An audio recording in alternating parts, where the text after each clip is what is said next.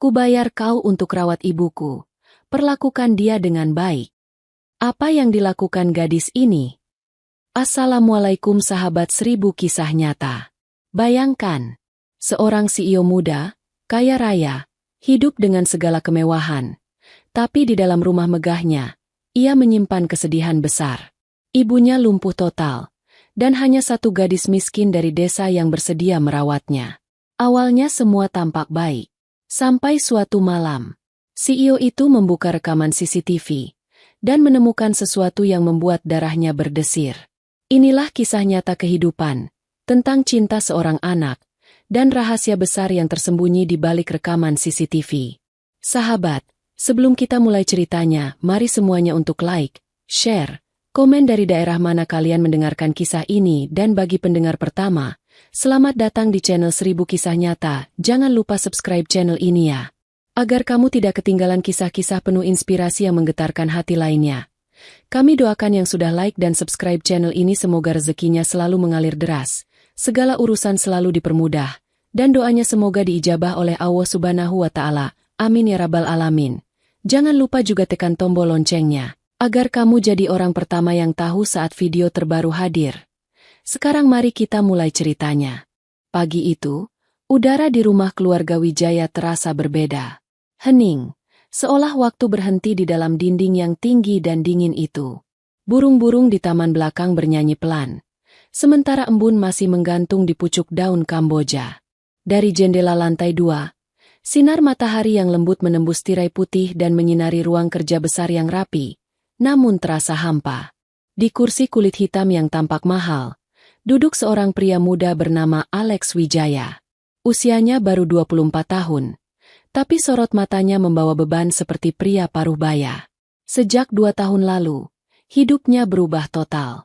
Kecelakaan mobil di jalan tol yang merenggut nyawa ayahnya, Pak Surya, juga membuat ibunya, Nyonya Ratna, lumpuh total. Sejak hari itu, tanggung jawab besar jatuh di pundaknya. Ia menjadi penerus tunggal perusahaan ayahnya, memimpin ratusan karyawan dan menandatangani kontrak miliaran. Padahal usianya saat itu baru 22 tahun. Alex menghela napas panjang. Di meja kerjanya, ada foto lama. Ia dan ayahnya berdiri di depan gedung perusahaan sambil tersenyum bangga. Foto itu kini terasa menyakitkan untuk dilihat.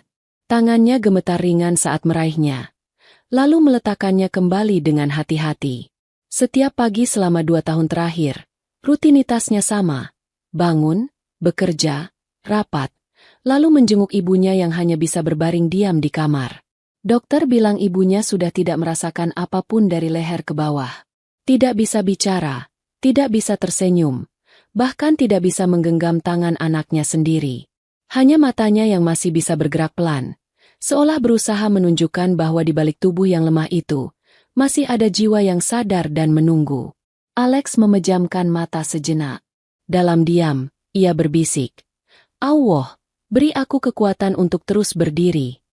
Ketukan lembut di pintu membuatnya membuka mata. "Mas Alex." Suara itu lirih dan bergetar.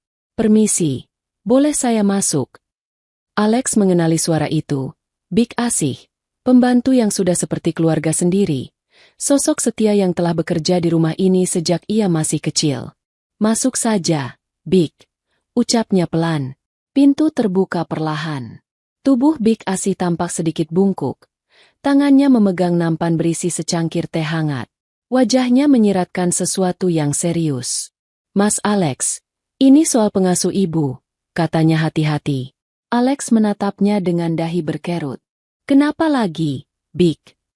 "Bu Mira sudah benar-benar tidak bisa lanjut, Mas," katanya kakinya makin sering nyeri.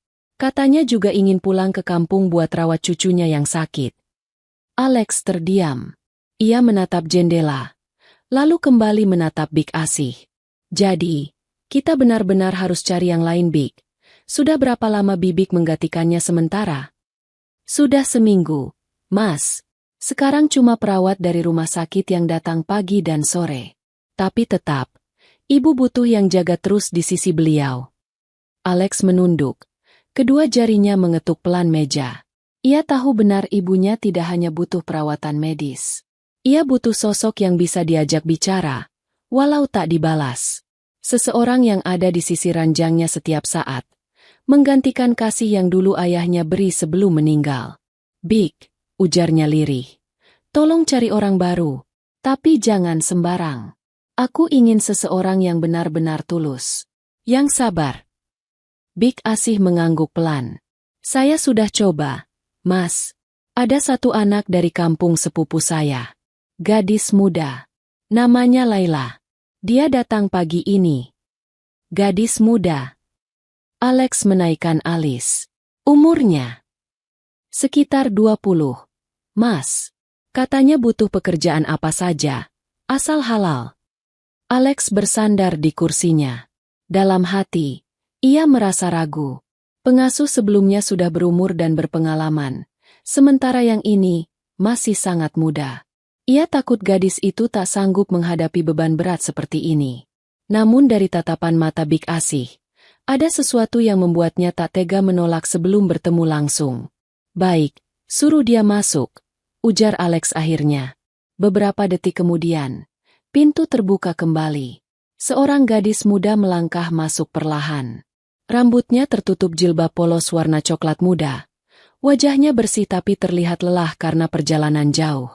Di tangan kanannya ada tas kain usang, sementara di tangan kirinya ada map berisi dokumen. Alex memperhatikannya sekilas.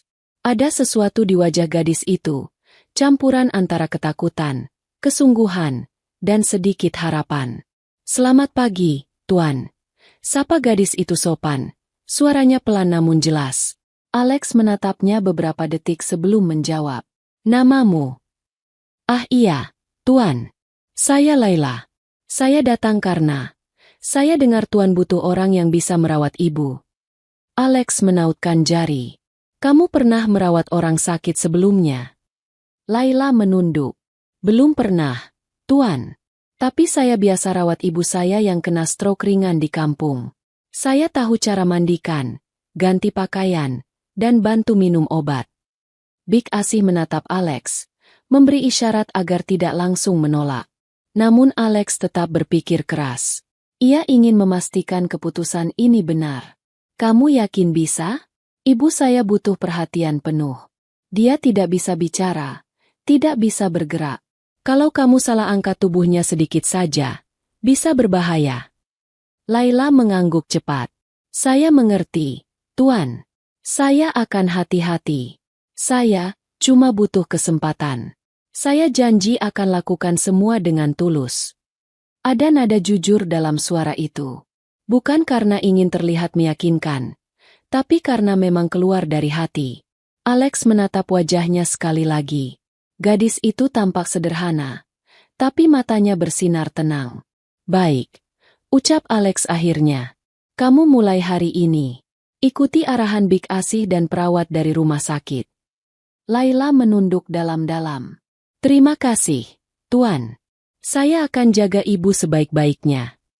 Setelah percakapan itu, Alex memutuskan kembali bekerja. Tapi pikirannya terus melayang ke sosok gadis muda itu. Ia masih belum tahu kenapa dirinya mempercayai orang yang baru ditemui. Mungkin karena tatapan itu, mata yang seolah membawa ketulusan yang jarang ia temukan di dunia penuh topeng seperti ini. Sore hari, Alex berdiri di depan pintu kamar ibunya. Dari celah kecil yang terbuka, ia melihat Laila tengah mengelap tubuh nyonya Ratna dengan lembut. Tidak ada raut jijik, tidak ada rasa malas. Ia mengganti pakaian ibunya dengan tangan yang gemetar pelan tapi penuh kehati-hatian. Setelah selesai, Laila membenarkan selimut dan duduk di kursi dekat kepala ranjang. Tangannya menggenggam tangan ibunya yang dingin. Assalamualaikum, Bu. Bisiknya lembut. Nama saya Laila. Mulai hari ini saya yang akan rawat ibu. Ya, saya nggak akan kemana-mana. Iya. Ratna tidak menjawab. Matanya tetap terpejam. Tapi Laila tetap berbicara, seolah yakin wanita itu mendengar setiap katanya. Malam mulai turun. Setelah semua pekerjaan selesai, Big Asih mengetuk kamar Laila untuk mengingatkan agar beristirahat. Namun gadis itu justru berkata lirih.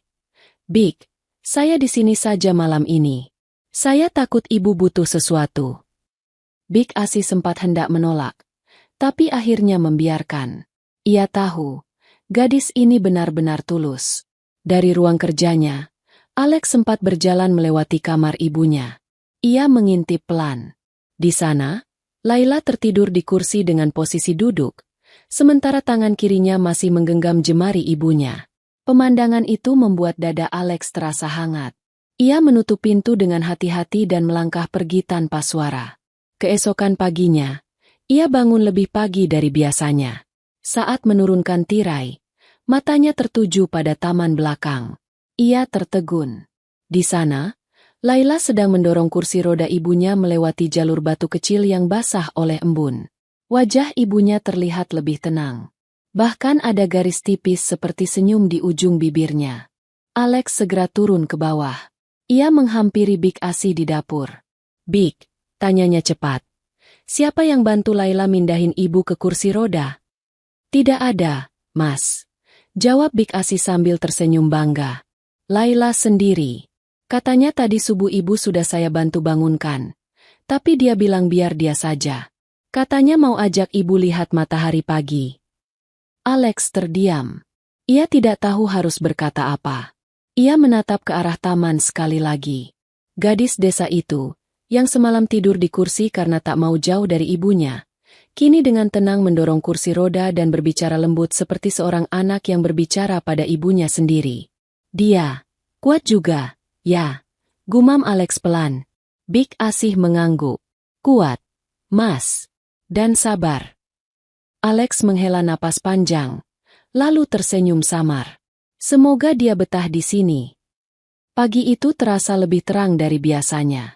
Ada sesuatu di rumah besar itu yang mulai hidup kembali.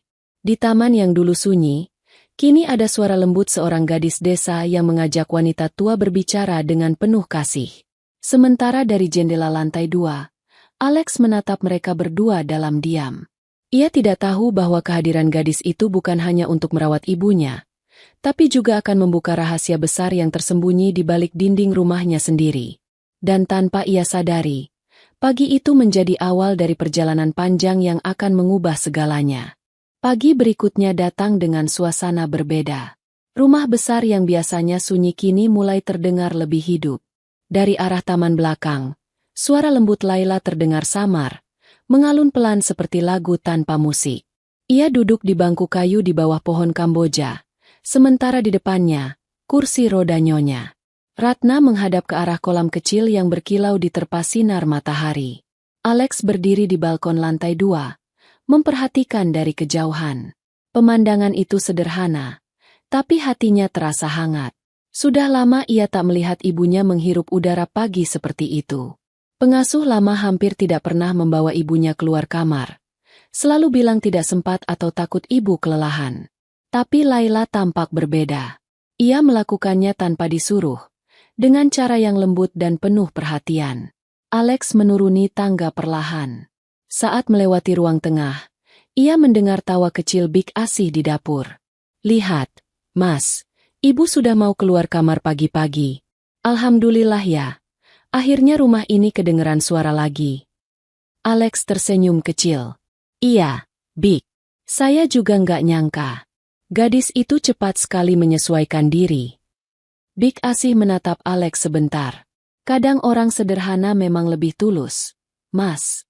Mereka nggak banyak ngomong, tapi kerja hatinya yang jalan." Alex hanya mengangguk. Dalam diam, ia menyimpan kalimat itu. Beberapa jam kemudian, Dokter Pram datang bersama perawat bernama Sinta. Mereka sudah menjadi bagian dari rutinitas rumah itu selama 2 tahun terakhir. Pemeriksaan berjalan seperti biasa, tapi kali ini ada sesuatu yang membuat Dokter Pram tampak heran. Menarik," gumamnya sambil menatap hasil pemeriksaan di tablet kecilnya. Kulit tangan Bu Ratna sudah mulai lembut lagi. Otot wajahnya juga sedikit lebih rileks. Sinta menambahkan, "Biasanya kalau pasien begini, sulit sekali mempertahankan warna kulit normal karena kurang gerak. Tapi ini berbeda. Seperti ada stimulasi alami dari luar." Alex menatap mereka penasaran. "Maksud dokter, perubahan ini karena Laila?" Dokter Pram tersenyum. Bisa jadi. Saya lihat anak itu telaten sekali. Kadang yang dibutuhkan pasien seperti ibu bukan cuma obat atau terapi alat, tapi sentuhan yang tulus. Kadang tubuh bisa merespons cinta lebih cepat daripada obat. Alex menunduk, menatap tangan ibunya yang kini digenggam lembut oleh Laila. Ada air hangat yang menetes di hatinya. Sudah lama ia tidak mendengar penjelasan yang menenangkan seperti itu. Setelah dokter dan perawat pergi, Alex mendekati Laila. "Terima kasih, Laila," katanya pelan. Laila kaget, lalu menunduk cepat. "Saya cuma melakukan apa yang harus, Tuan." "Tapi tidak semua orang bisa seperti kamu," jawab Alex. "Kamu sabar. Kamu tenang. Saya tahu ini bukan pekerjaan mudah." Laila menatap sebentar, lalu menunduk lagi. "Saya anggap ibu seperti orang tua saya sendiri. Mungkin Allah kasih saya kesempatan buat balas kebaikan lewat beliau." Alex tak tahu harus membalas apa. Kata-kata gadis itu terlalu sederhana, tapi menampar batinnya. Ia hanya mengangguk, lalu melangkah pergi dengan pikiran yang sulit dijelaskan. Hari demi hari berlalu, dan suasana rumah besar itu semakin berubah. Setiap pagi, suara Laila selalu terdengar dari taman, membacakan buku, menceritakan hal-hal kecil tentang kampungnya, tentang suara ayam yang berkokok bersahutan, tentang bau tanah setelah hujan, tentang sungai kecil yang sering ia lewati saat menjemur pakaian. Mungkin ibunya tak bisa menjawab, tapi dari pantulan matanya, Alex tahu ibunya mendengar. Malam harinya, Alex kadang sengaja menyalakan monitor kecil di ruang kerjanya. Ia ingin memastikan semuanya baik-baik saja. Kamera menyorot kamar ibunya dari 4 sudut berbeda. Laila terlihat sibuk menyiapkan air hangat, mengganti pakaian, atau sekadar mengusap kepala ibu dengan handuk basah. Tak pernah ada keluhan. Tak ada tanda kelelahan di wajahnya. Hanya ketenangan yang entah dari mana datangnya. Namun suatu malam, sesuatu menarik perhatian Alex. Saat Laila mengganti baju ibunya, tampak samar di layar, seperti noda keunguan di punggung. Ia mencondongkan badan ke depan. Mata Laila di layar tampak terkejut juga. Ia mendekat, lalu perlahan menyeka area itu dengan kapas dan air hangat. Dari gerak bibirnya, Alex bisa membaca. "Ibu, sakit di sini."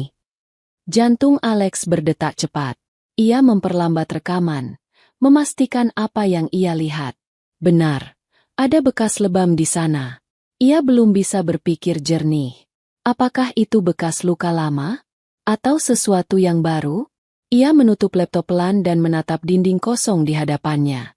Keesokan paginya, ia berusaha menenangkan diri.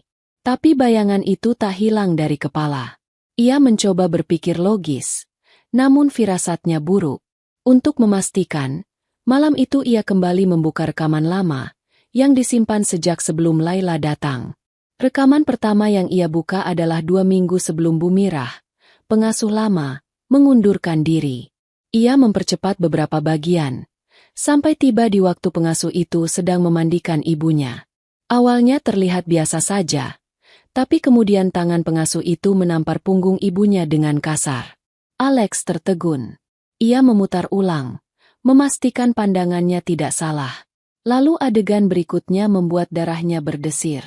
Pengasuh itu menindih bahu ibunya, menekan bantal di bawah kepala, sementara tubuh ibunya hanya diam tak berdaya.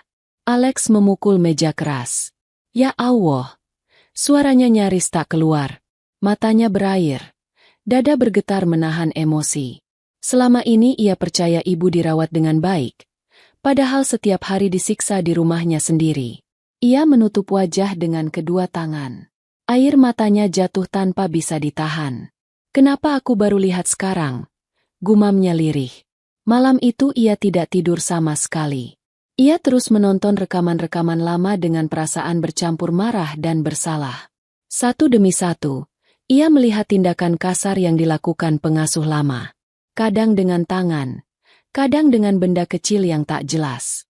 Ibunya diam, hanya matanya yang terbuka sedikit, menatap kosong ke langit-langit. Pagi harinya, Alex berdiri lama di depan cermin. Wajahnya tampak lelah, tapi matanya tajam. Ia tahu ia harus bicara dengan Laila. Ia perlu tahu sejak kapan gadis itu menyadari luka itu. Di ruang makan, Laila sedang menyiapkan sarapan untuk Big Asih. Melihat Alex datang, ia langsung menunduk. "Laila," panggil Alex pelan. "Kamu sempat lihat luka di punggung ibu, kan?" Laila berhenti sejenak, lalu menjawab hati-hati. "Iya, Tuan. Saya sempat lihat waktu pertama kali ganti baju beliau. Tapi saya pikir, Tuan sudah tahu. Kenapa tidak kamu bilang?" Nada suara Alex meninggi tanpa ia sadari. Laila menunduk lebih dalam. Matanya memerah. "Saya takut, Tuan. Saya cuma orang baru.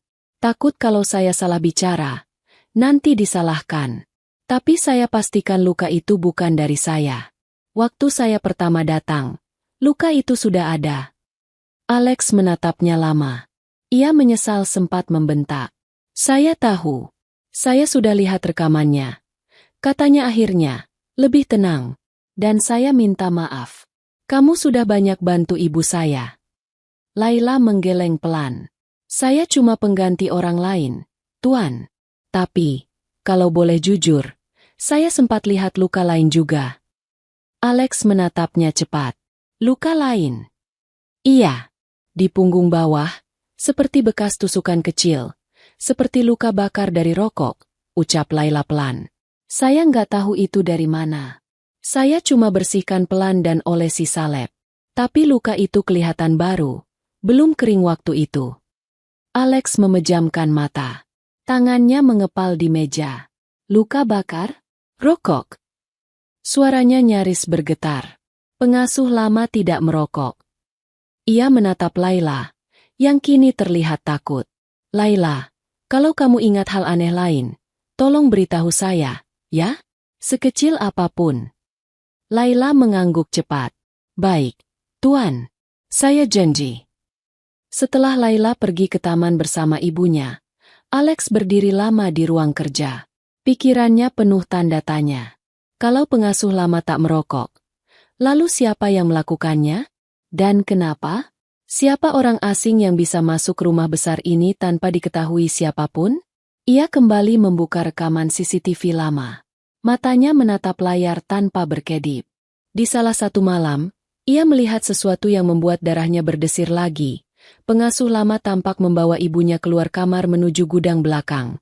Waktu di rekaman menunjukkan pukul 11 malam. Tidak ada alasan apapun untuk membawa ibu ke sana. Alex menatap layar itu lama. Ia tahu, mulai malam ini, ia tak hanya harus mencari kebenaran tentang luka ibunya, tapi juga tentang siapa yang pernah masuk rumah ini saat semua orang tertidur. Dan di antara rasa marah, bersalah, dan takut yang berkelindan, satu hal mulai tumbuh di hatinya. Firasat bahwa gadis desa bernama Laila bukan sekadar penjaga biasa. Ia datang di waktu yang tepat, seolah dikirim oleh Allah untuk membuka pintu rahasia yang selama ini tersembunyi di balik dinding rumah besar keluarga Wijaya. Malam turun perlahan di rumah besar keluarga Wijaya. Hujan kecil mulai turun, menetes di kaca jendela kamar Alex. Cahaya dari meja kerjanya menyorot wajah lelah yang tidak pernah benar-benar istirahat. Sejak ia melihat rekaman pengasuh lama membawa ibunya ke gudang, pikirannya tidak tenang. Ia sudah mencoba memejamkan mata, tapi bayangan itu terus muncul. Ia duduk menatap monitor CCTV yang kini menjadi saksi semua rahasia di rumah itu.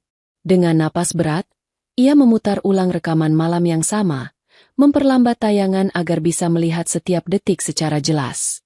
Gambar di layar bergetar sedikit, tapi cukup terlihat. Pengasuh lama, Bu Mirah, mendorong kursi roda pelan-pelan melewati lorong sempit menuju pintu belakang. Alex mencondongkan tubuh. "Untuk apa kau bawa ibu ke sana malam-malam?" bisiknya sendiri. Pintu gudang terbuka, dan setelah itu, tampak sosok lain muncul di frame kamera. Pria tua dengan topi hitam, tubuh agak bungkuk, mengenakan jaket lusuh. Wajahnya tidak begitu terlihat jelas karena posisi kamera di atas. Tapi jelas bukan orang rumah. Sosok itu berbicara dengan Bu Mirah cukup lama, lalu mendekati ibunya. Alex menahan napas. Ia melihat tangan pria itu mengelus kepala ibunya dengan kasar. Bibirnya bergerak seolah berkata sesuatu, namun tidak ada suara. Beberapa detik kemudian, tangan itu bergerak ke arah punggung.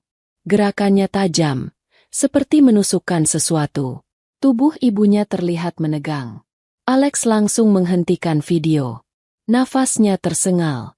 Astagfirullah. Ia bangkit berdiri, berjalan mondar-mandir dengan dada bergemuruh. Ia tahu sekarang, luka bakar yang diceritakan Laila bukan kecelakaan. Seseorang memang melakukannya. Seseorang yang masuk rumahnya tanpa izin. Dan semua itu terjadi ketika ia terlalu sibuk di kantor. Ia kembali menatap layar. Wajahnya keras, tapi matanya basah. Aku janji, Bu, aku akan cari orang itu, gumamnya lirih. Keesokan paginya, udara terasa berat. Alex turun ke dapur dengan langkah cepat. Big Asi sedang menyiapkan sarapan. Tapi melihat wajah tuannya yang tegang, ia berhenti. Mas Alex, ada apa? Tanyanya pelan. Alex menatapnya tajam. Big, kamu tahu siapa saja yang biasa datang ke rumah ini 2 bulan terakhir? Selain Bu Mirah dan perawat dari rumah sakit. Big Asi berpikir sebentar. Setahu saya nggak ada, Mas. Hanya Bu Mirah dan kadang kurir antar obat. Kurir itu kamu kenal? Kadang beda-beda, Mas. Tapi semuanya dari rumah sakit. Saya lihat dari seragamnya. Alex mengangguk pelan. Ia tak ingin buru-buru menuduh. Tapi satu hal pasti, pria yang direkaman bukan dari rumah sakit. Itu bukan seragam medis. Sore hari, ia memanggil Laila ke ruang kerja. Gadis itu datang dengan langkah hati-hati, membawa map kecil berisi catatan jadwal obat nyonya. Retna, duduklah, kata Alex lembut. Laila menunduk. Duduk di kursi tamu dengan tangan saling meremas. Laila, aku mau tanya sesuatu. Waktu kamu pertama kali datang, kamu lihat siapapun yang sering mendekati kamar ibu? Laila berpikir, kalau orang rumah, hanya Big Asih dan perawat. Tapi saya sempat lihat satu orang laki-laki lewat di belakang rumah waktu malam, sekitar minggu pertama saya kerja. Laki-laki? Iya. Saya kira tukang servis lampu, tapi waktu saya keluar, orang itu sudah nggak ada. Alex menatapnya dalam. Kalau kamu lihat orang itu lagi, langsung bilang padaku, ya. Iya, Tuan, jawab Laila cepat. Alex menarik napas panjang. Mulai sekarang, jangan keluar rumah malam-malam. Tutup pintu belakang sebelum jam 9. Aku nggak mau kejadian aneh terjadi lagi. Laila mengangguk pelan. Baik, Tuan. Setelah Laila pergi, Alex duduk diam. Pikirannya berkecamuk antara marah dan takut. Siapa pria itu? Dan kenapa ibunya jadi target? Malam berikutnya, Alex tidak langsung tidur. Ia duduk di depan monitor dengan secangkir kopi yang sudah dingin. Hujan masih turun rintik. Suara petir jauh terdengar samar. Pukul 10:15. Salah satu kamera di belakang rumah menangkap bayangan bergerak di dekat gudang. Alex memajukan layar, memperbesar gambar. Bayangan itu berhenti di depan pintu gudang, lalu perlahan menghilang ke sisi kiri frame. Ia menekan tombol zoom. Sosok itu berpakaian gelap. Langkahnya pelan tapi pasti. Tidak mungkin, gumam Alex. Dadanya mulai sesak. Ia bergegas turun ke bawah, mengambil senter, dan menuju pintu belakang. Udara malam menusuk kulit. Ia berjalan hati-hati. Langkahnya nyaris tak bersuara. Taman tampak sepi, tapi hawa aneh terasa di sekitar gudang. Pintu kayu itu tertutup, tapi engselnya berderit pelan tertiup angin. Alex menyorotkan senter ke sekitar. Tak ada siapapun. Namun saat ia menunduk, ia melihat sesuatu di tanah. Bekas sepatu basah dengan pola yang sama seperti di rekaman CCTV malam sebelumnya. Ia berdiri kaku, menatap jejak itu yang mengarah ke sisi pagar belakang. Seseorang memang masih datang ke rumah ini. Tanpa membuang waktu, keesokan harinya Alex memanggil 2 orang kepercayaannya dari kantor keamanan, Reno dan Bagas. Mereka sudah lama bekerja di perusahaan ayahnya, dikenal jujur dan berani. Alex menunjuk monitor CCTV. Aku mau kalian pasang kamera tambahan di sekitar gudang dan taman belakang. Satu di pohon mangga, satu di atap garasi. Pastikan kualitasnya tinggi dan bisa rekam suara. Reno mengangguk. Baik, Mas. Kami pasang malam ini juga. Sementara itu, Laila tetap bekerja seperti biasa.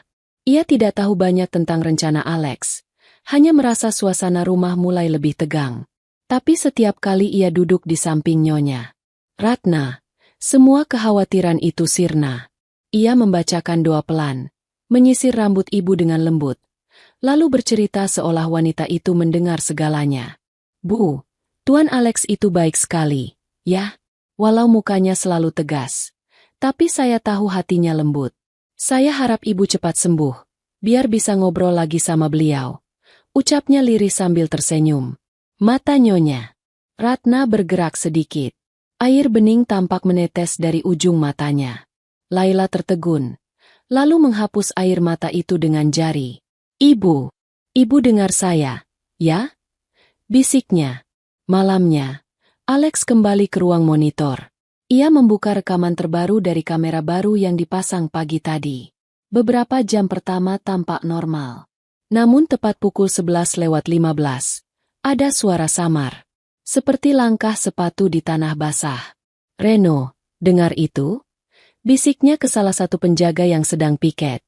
Reno mendekat, menajamkan pendengaran. Iya, Mas. Ada yang jalan di luar. Alex mempercepat video. Di layar terlihat sosok bayangan yang sama. Jaket gelap, topi hitam. Kali ini langkahnya lebih pelan. Seperti sedang mengendap. Ia berhenti di depan gudang, lalu mengeluarkan sesuatu dari saku. Sesuatu yang tampak seperti kunci kecil. Alex berdiri spontan. Kita ke sana sekarang. Reno dan Bagas langsung mengikutinya. Mereka berlari ke belakang rumah tanpa menyalakan lampu. Hujan sudah berhenti, tapi tanah masih licin. Saat mereka tiba di depan gudang, pintunya setengah terbuka. Alex memberi isyarat agar Reno menyalakan senter. Cahaya putih menembus ruangan gelap. Tidak ada siapapun. Hanya tumpukan perabot lama, kardus bekas, dan kursi kayu yang patah. Namun di lantai, ada batang rokok yang masih berasap setengah. Alex memungutnya dengan hati-hati. Rokok ini masih hangat, katanya pelan. Reno menatap sekeliling. Mas, berarti dia baru saja di sini. Alex menggertakkan gigi. Kita hampir dapat dia. Malam itu mereka memeriksa seluruh area rumah, tapi tidak menemukan siapapun. Hanya jejak sepatu di dekat pagar belakang yang mengarah keluar. Sepertinya pria itu tahu jalan rahasia keluar halaman. Keesokan paginya, Alex duduk di samping ibunya untuk pertama kali setelah beberapa hari. Laila sedang memijat kaki Nyonya Ratna sambil tersenyum lembut. Pagi, Tuan. Sapa Laila. Pagi. Ibu bagaimana hari ini? Kelihatan segar, Tuan. Tadi malam tidur nyenyak. Alex tersenyum tipis, lalu menatap wajah ibunya yang tenang. Ada sesuatu yang berubah di mata wanita itu. Ia seperti berusaha bicara, tapi suaranya belum keluar. Ibu. Alex menggenggam tangan itu. Aku janji, siapapun yang sudah sakiti ibu, akan aku temukan. Mata Nyonya Ratna berkaca-kaca. Untuk pertama kalinya sejak lama, ia menggerakkan bibirnya pelan, walau tak bersuara. Tapi Alex tahu apa yang ibunya coba katakan. Hati-hati, nak. Ia mengangguk pelan. Aku akan hati-hati, Bu. Tapi aku juga tidak akan diam.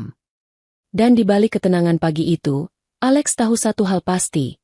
Malam berikutnya ia akan temukan siapa sosok yang selama ini berani masuk rumahnya dan menyakiti ibunya tanpa rasa takut. Ia tidak tahu bahwa malam yang ia tunggu itu akan menjadi malam pertama dari rangkaian kejadian besar yang akan membuka semua rahasia, termasuk rahasia tentang siapa sebenarnya Laila yang selama ini terlihat begitu tulus di matanya. Hujan deras mengguyur kota malam itu. Petir sesekali memantulkan cahaya di langit, menyambar jauh di balik pepohonan besar yang mengelilingi rumah keluarga Wijaya. Lampu di sepanjang koridor belakang berkedip-kedip kecil, menambah kesan sunyi yang menegangkan. Alex duduk di ruang kerja dengan wajah tegang. Di depannya, Layar monitor menampilkan 4 tampilan kamera, 2 di taman belakang, 1 di depan gudang, dan 1 lagi di ruang tengah. Sejak kejadian batang rokok ditemukan malam itu, ia tidak lagi tenang tidur. Semua pintu sudah ia kunci sendiri, tapi hatinya merasa masih ada sesuatu yang belum beres. Reno, salah satu penjaga, berdiri di belakangnya. "Mas, udah jam 11. Mau saya lanjut jagain di luar?" Alex menatap layar. "Kamu di teras belakang aja. Pastikan pintu gudang gak ada yang buka." "Baik, Mas." Setelah Reno keluar, ruangan kembali hening. Hanya suara jam dinding dan rintik hujan yang terdengar. Layar monitor bergerak pelan, menampilkan taman yang basah. Tak ada gerakan mencurigakan. Tapi entah kenapa, dada Alex berdebar cepat. Ia memeriksa jam tangan, pukul 11.23 malam. Lalu, di detik berikutnya, sesuatu membuat tubuhnya kaku. Di layar kamera yang mengarah ke gudang, pintu kayu itu bergetar pelan. Seolah ada angin dari dalam yang mendorongnya keluar. Padahal gudang itu sudah dikunci dengan rantai besi sore tadi. Alex menegakkan tubuhnya. Matanya menatap layar tajam. Pintu itu kembali diam. Tapi tiba-tiba, dari sisi kanan frame, muncul bayangan bergerak cepat. Sosok pria berpakaian gelap, wajahnya tidak terlihat, melangkah ke arah pintu dan memutar kunci rantai dengan mudah. "Dia datang lagi," gumam Alex, lalu berlari keluar ruangan. Langkahnya cepat menuruni tangga. Suara petir menyambar lagi di luar. Ia sempat menoleh ke arah kamar ibunya, memastikan lampunya masih menyala. Dari celah pintu terlihat Laila duduk di kursi, tertidur sambil tetap menggenggam tangan nyonya. "Retna." Alex bergegas ke dapur belakang. Reno sudah berdiri di dekat pintu kaca. Wajahnya tegang. "Mas, saya lihat dari jendela. Pintu gudang kebuka lagi," ucap Reno cepat. Alex mengangguk. "Ikut aku." Mereka melangkah keluar, menyusuri jalan setapak yang licin. Angin malam menusuk kulit. Bau tanah basah bercampur aroma kayu lembab. Di kejauhan, cahaya redup lampu taman memantul di genangan air. Pintu gudang kini setengah terbuka. Reno memberi isyarat akan mendekat duluan, tapi Alex menahan. "Pelan-pelan. Kita pastikan dulu." Mereka mendekat, langkah demi langkah. Suara rantai besi berayun pelan tertiup angin. Lalu, suara lain terdengar dari dalam, seperti seseorang yang menarik napas berat. Reno menyorotkan senter. Cahaya menembus gelap. Tak ada siapapun. Namun di sudut gudang, mereka melihat sesuatu tergeletak di lantai. Sebuah kain selimut yang biasa dipakai nyonya. "Retna." Alex langsung memungutnya. "Ini selimut ibu. Kenapa bisa di sini?" Reno memeriksa sekitar. "Gak mungkin ada di sini, Mas. Kamar ibu jauh dari sini." Sebelum mereka sempat berpikir lebih jauh, dari arah pagar belakang terdengar bunyi langkah terburu-buru. Reno spontan keluar, menyorotkan senter ke arah suara itu. Tapi yang ia lihat hanya bayangan gelap berlari menembus hujan, lalu menghilang di balik kebun pisang liar di luar pagar. Reno mencoba mengejar, namun Alex menahannya. "Jangan, kita gak tahu siapa dia. Bisa bahaya." Keduanya kembali ke dalam dengan napas berat. Alex menatap selimut itu lama, basah dan kotor penuh lumpur. "Dia masuk kamar ibu," bisiknya lirih.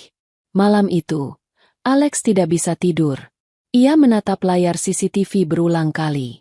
Rekaman menunjukkan pria itu benar-benar masuk dari pagar belakang, berjalan ke arah kamar nyonya Ratna, lalu keluar beberapa menit kemudian membawa sesuatu di tangannya. Tapi wajahnya tak pernah terekam jelas. Pagi datang dengan langit yang masih mendung. Laila menyiapkan air hangat untuk memandikan nyonya Retna. Saat membuka lemari, ia baru sadar salah satu selimut tidak ada. "Big Asih, selimut biru ibu kemana ya?" tanyanya. Big Asih berpikir sebentar. "Selimut biru? Bukannya masih di kamar, Nak?" "Nggak ada, Big. Semalam saya yang gantiin, tapi sekarang hilang." Big Asih hanya menggeleng bingung. Tak lama kemudian, Alex masuk ke kamar ibunya dengan wajah serius. Ia membawa sesuatu di tangannya, selimut biru yang kotor. "Ini yang kamu maksud?" tanyanya. Laila terkejut.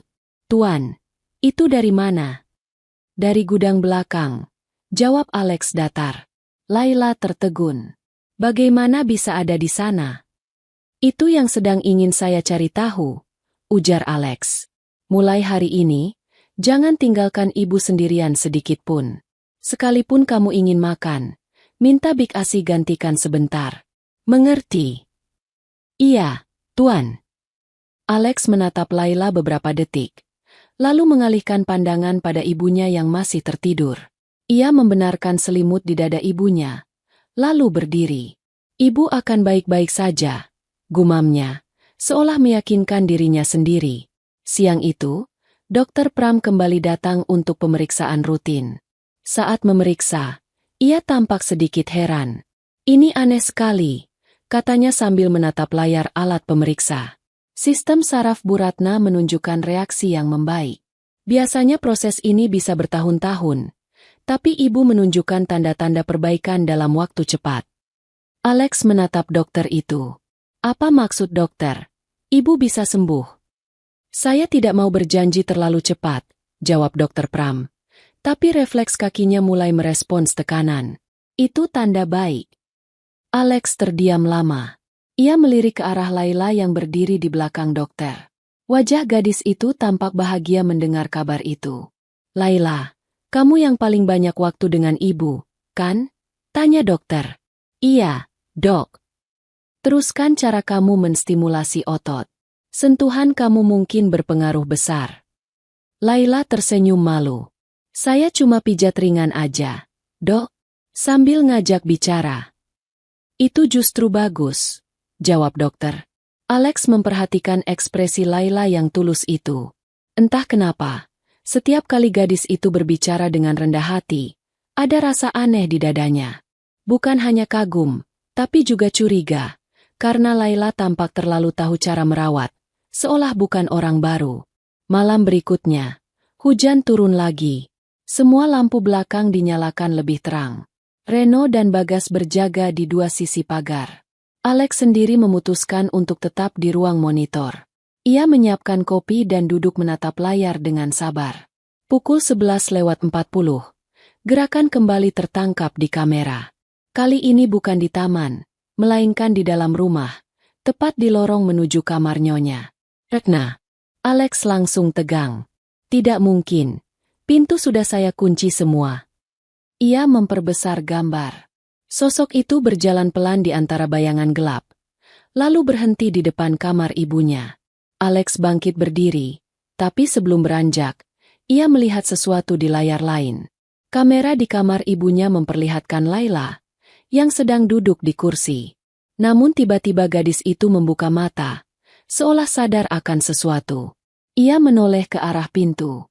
Lalu pintu itu terbuka perlahan. Tubuh Alex membeku. Ia melihat Laila berdiri cepat, menutupi tubuh Nyonya Ratna dengan selimut, lalu berbalik menghadang sosok yang baru masuk. Suara gemeretak terdengar di speaker monitor. Hujan di luar makin deras. Gambar di layar bergetar sedikit karena sinyal, tapi cukup jelas untuk membuat jantung Alex nyaris berhenti. Sosok berpakaian hitam itu berdiri di ambang pintu kamar ibunya. Wajahnya masih tertutup bayangan topi. Laila berteriak kecil, "Siapa kamu? Jangan dekati ibu." Namun orang itu tidak menjawab. Ia melangkah satu langkah ke dalam. Tanpa berpikir, Alex langsung berlari meninggalkan ruang monitor. Suara langkahnya menggema di koridor panjang. "Laila!" teriaknya.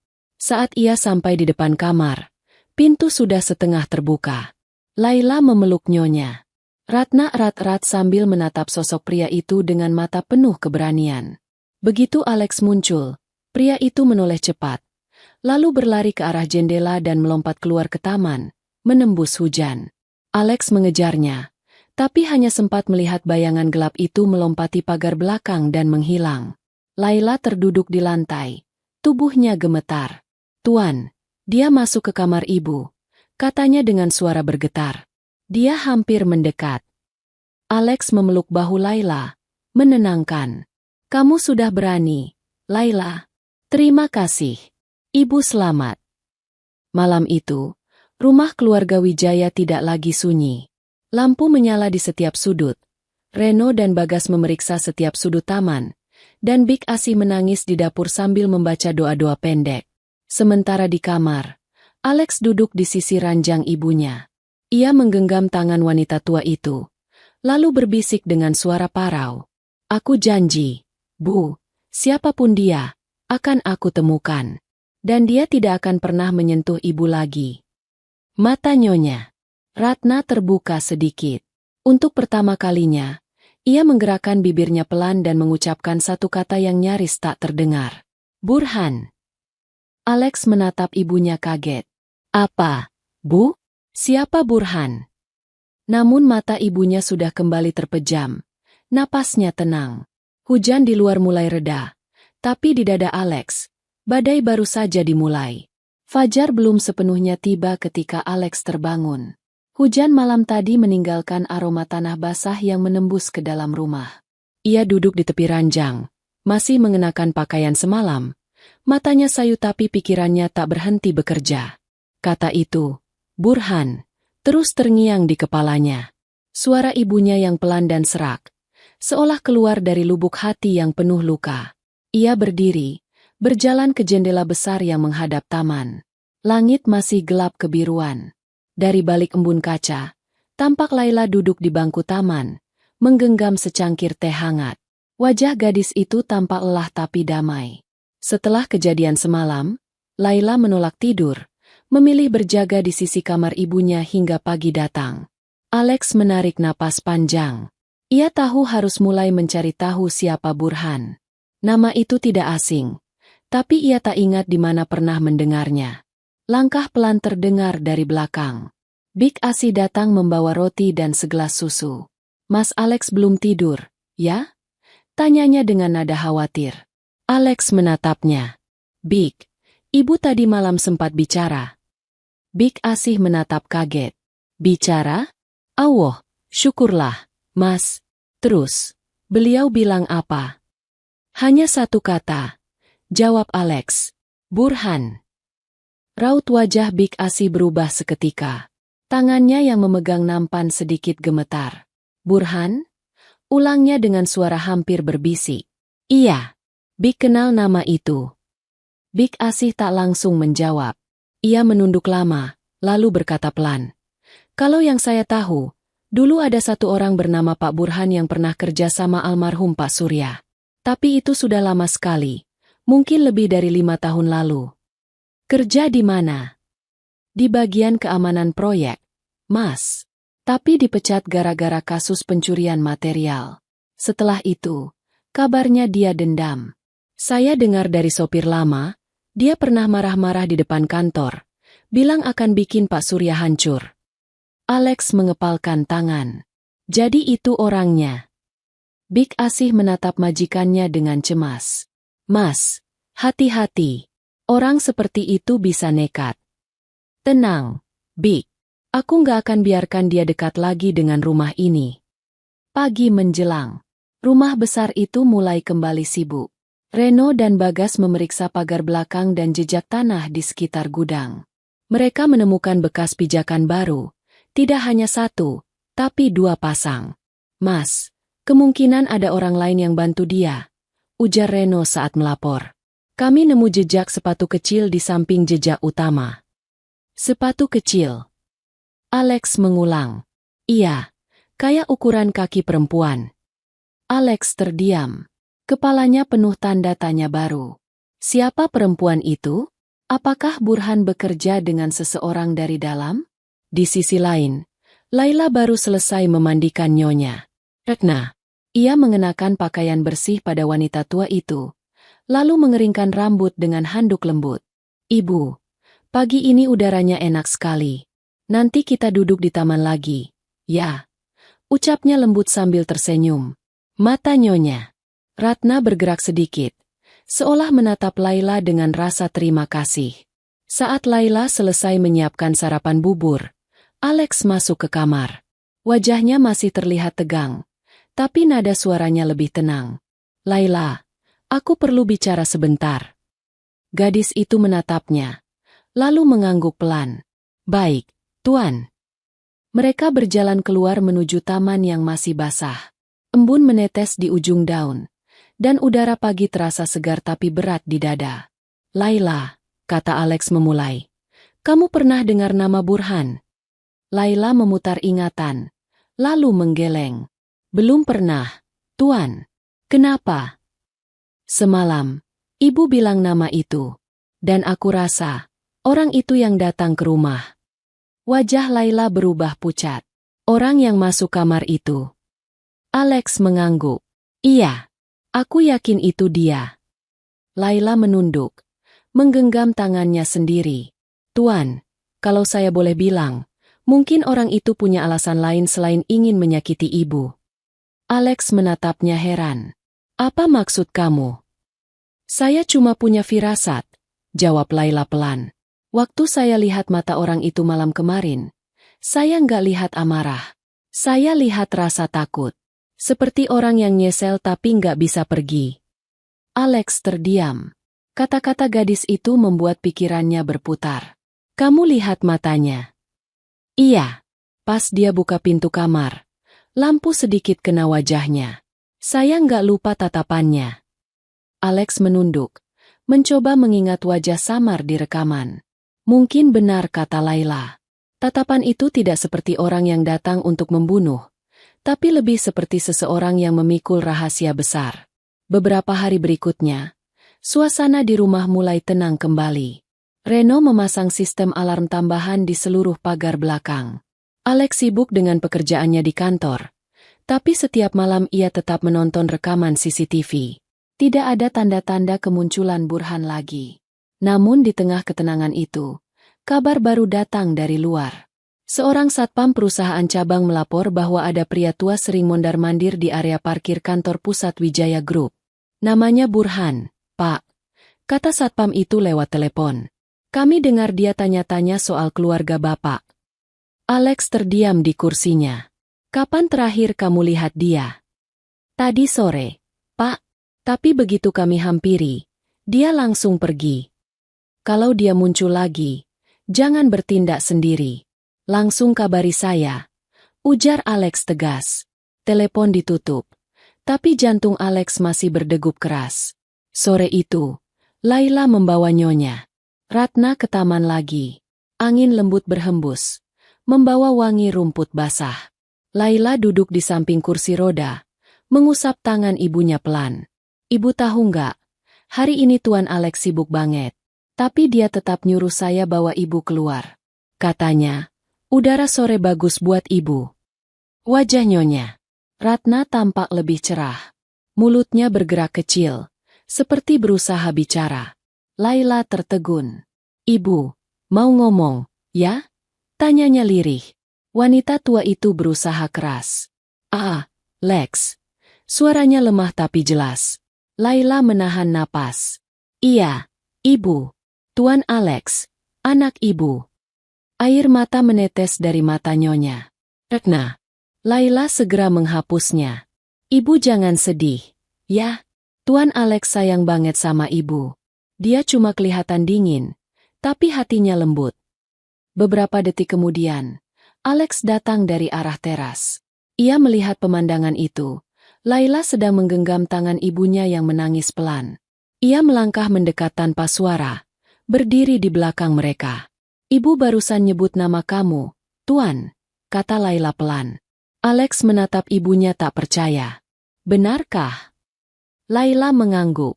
Saya dengar jelas. Alex berlutut di depan kursi roda itu. Bu, aku di sini, katanya dengan suara gemetar. Mata nyonya Ratna terbuka lebar, menatap anaknya lama. Lalu, dengan suara parau yang hampir hilang, ia berkata, Burhan, hati-hati. Alex terdiam. Dunia seolah berhenti berputar. Ibu, Burhan itu siapa? Tapi nyonya Ratna sudah kembali menutup mata. Kelelahan. Laila menatap Alex dengan pandangan khawatir. Tuan, sepertinya ibu belum kuat buat bicara lama. Alex mengangguk pelan. Matanya masih menatap wajah ibunya yang tenang. Iya, tapi paling tidak, sekarang aku tahu, dia masih mengingat semuanya. Malam harinya, Alex duduk di ruang kerja, menatap foto lama keluarga di rak buku. Dalam foto itu ada ayahnya, ibunya, dan dirinya di usia remaja. Di pojok bingkai, tertulis tanggal kecil, 22 Desember 2017, hari ulang tahun pernikahan orang tuanya. Ia memperhatikan wajah ayahnya lama.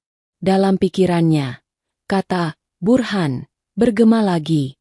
Dan tiba-tiba, sesuatu muncul di benaknya. Ia berdiri cepat, membuka laci meja kerja, dan mengeluarkan tumpukan dokumen lama. Di salah satu map bertuliskan kontrak proyek Timur 2017. Ia menemukan nama itu, Burhan Saputra, ditulis jelas sebagai kepala keamanan proyek. Matanya melebar.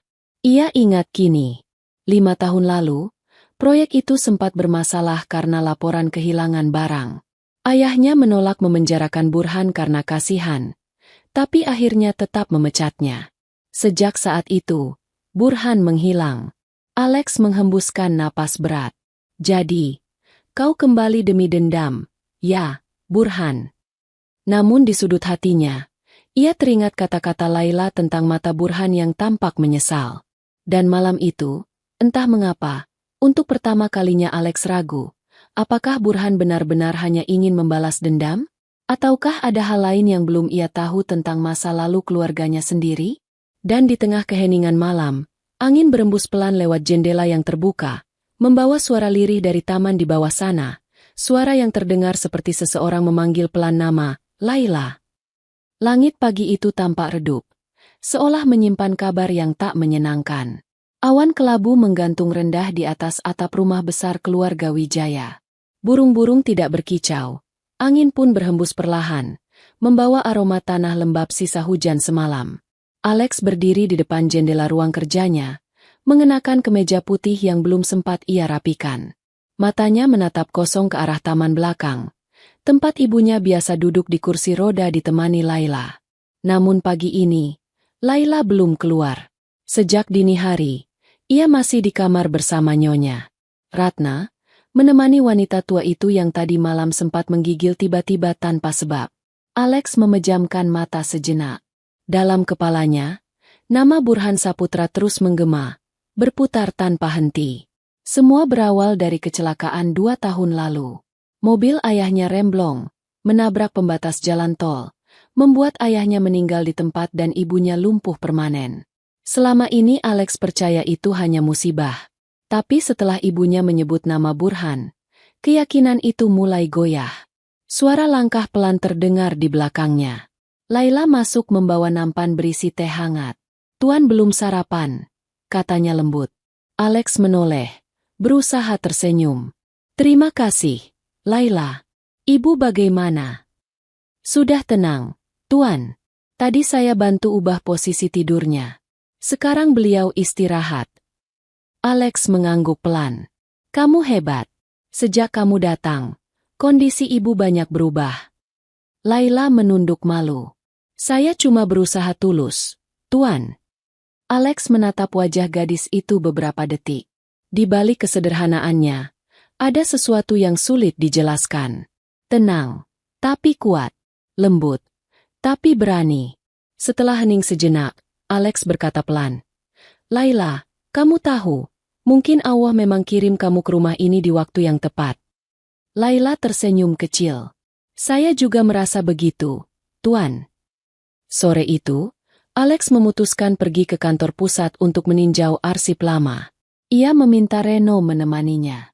Di perjalanan, pikirannya tidak berhenti menelusuri potongan kenangan yang mulai terhubung satu persatu. Ia ingat bagaimana dulu ayahnya sangat percaya pada Burhan. Pria itu bukan sekadar bawahan, tapi seperti teman lama yang dipercaya menjaga proyek besar di luar kota. Namun, tiba-tiba semuanya berubah. Saat tiba di ruang arsip, debu tebal menyelimuti lemari-lemari kayu tua. Reno membantu membuka satu map besar bertanda Proyek Timur 2017. Di dalamnya terdapat beberapa laporan tertulis tangan, tanda tangan karyawan, dan satu surat pengunduran diri yang ditulis tergesa. Alex menarik selembar kertas kusam. Di bawah tanda tangan Burhan, ada tulisan kecil. Aku tidak mencuri, Pak Surya. Tapi kalau Bapak tetap menuduh, saya akan buktikan bahwa Bapak juga bisa kehilangan segalanya. Alex membaca kalimat itu berulang-ulang.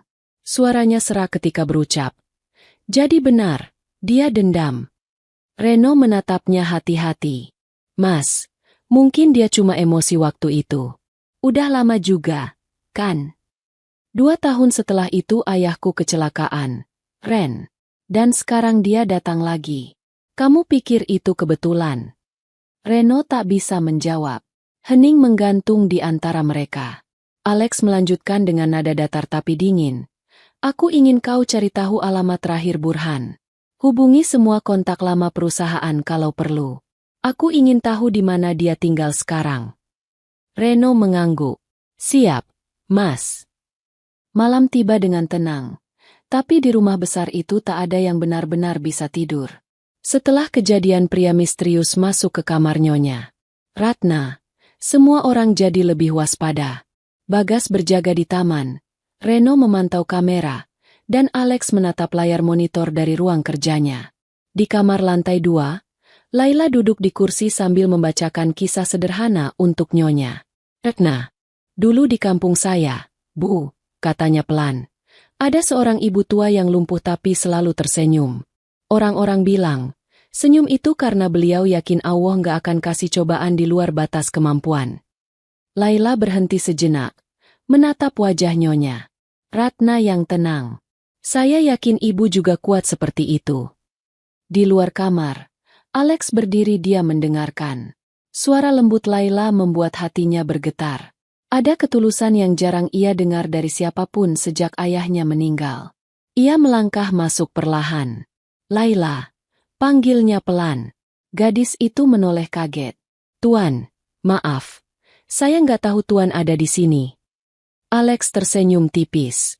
Nggak apa-apa. Saya cuma mau lihat ibu. Dan dengar ceritamu. Laila menunduk malu. Saya cuma cerita seadanya. Tuan, biar ibu nggak kesepian. Terima kasih, jawab Alex singkat. Tapi dari nada suaranya, ada kehangatan yang jujur. Ia menatap ibunya lama, lalu berkata pelan. Ibu, aku janji akan cari tahu semua kebenaran ini.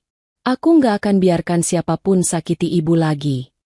Tiba-tiba, mata Nyonya Ratna bergerak, menatap Alex lurus-lurus. Lalu, dengan suara sangat pelan tapi jelas, ia berbisik. Burhan, bukan musuh. Alex tertegun. Apa, Bu? Tapi Nyonya Ratna sudah kembali memejamkan mata. Keesokan paginya, Reno membawa kabar. Mas, saya dapat alamat terakhir Burhan. Dia tinggal di pinggiran kota, di daerah Cimanggis. Tapi tetangganya bilang rumahnya udah kosong 2 minggu ini. Alex menatap peta di meja. 2 minggu? Berarti sebelum dia muncul di rumah kita. Reno mengangguk. Iya, Mas. Katanya terakhir dia dijemput seseorang. Laki-laki muda, tinggi, bawa mobil hitam. Setelah itu nggak pernah balik. Alex berpikir keras. Mobil hitam. Ia menatap ke arah jendela, seperti mencoba mengingat sesuatu. Lalu perlahan berkata, aku tahu siapa yang punya mobil seperti itu.